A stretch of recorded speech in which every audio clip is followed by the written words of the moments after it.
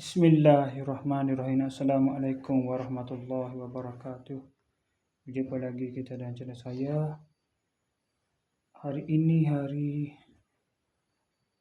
Sabtu 30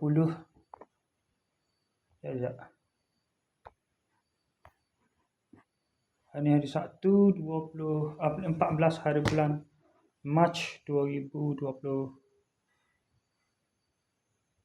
Masehi bersamaan dengan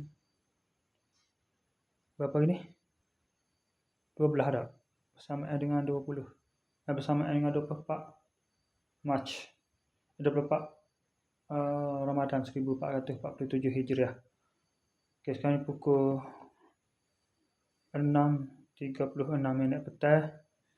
Seperti biasa, video dari report kita untuk hari ini sepanjang lepas ada buat video dari report kemarin. Saya pergi ke masjid untuk semayang untuk menghadiri majlis berbuka puasa di masjid pada Buah.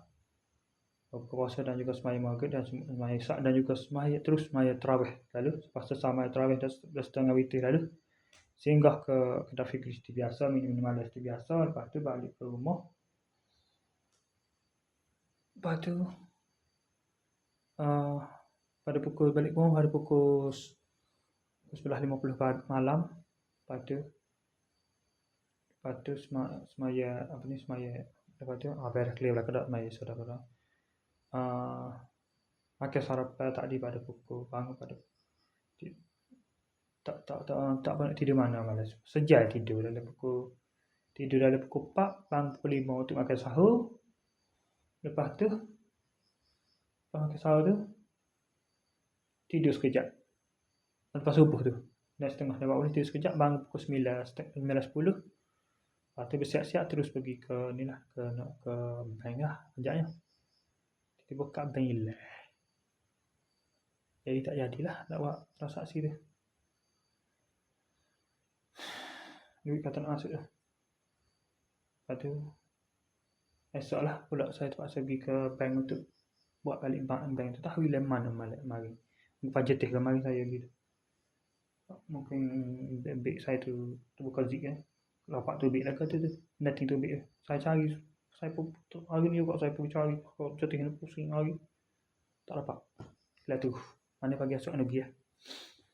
Okay. Lepas tu. Terus balik lah. Lepas tu gitu. Terus balik lalu lah.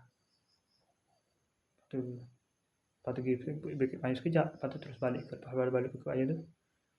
Terus balik ke rumah. Dah balik sampai ke rumah. Dah pukul 1.28 Zuhur. Semaya Zuhur pada pukul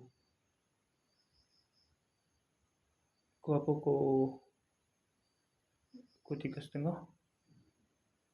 Semaya asar pada pukul 6 tadi. 5.40 ni. Lepas tu 6.34 ni terus buat video ni. Okey, saya sekadar itu saja untuk sesi video dari report kita untuk hari ini.